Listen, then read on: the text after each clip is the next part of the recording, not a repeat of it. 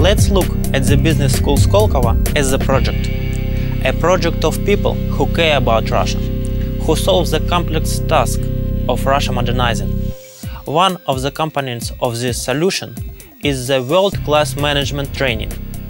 I'm sure they understand that even 50 of the most talented graduates is just a drop in the sea.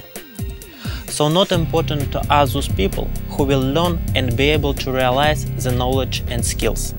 Important are those who will learn and be able to pass on the given spirit of management and entrepreneurship, and to pass on with sufficient energy to people who will then talk to graduates of Skolkovo and who will further adopt these ideas. It's like in network marketing in a good sense of this phenomenon. In this approach, the project of business school Skolkovo gives Russia not only 50 skillful managers. This number will raise to thousands. I am sure the genuine manager needs not just knowledge, he needs skills. It's okay if he knows how to solve the problem, but it's much better if he can find new solutions. After the lectures, students leave having new knowledge.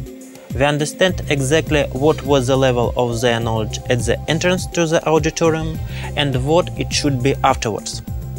But when students are taught directly in business, we can know only the initial conditions. Tasks can only be predicated, and then we can solve them based on experience, talents and knowledge of teachers. And by the end of the project, the student will not only possess knowledge, he will have the abilities to solve those problems which were not predicated at the beginning. It means that he will be given what he will need in real business.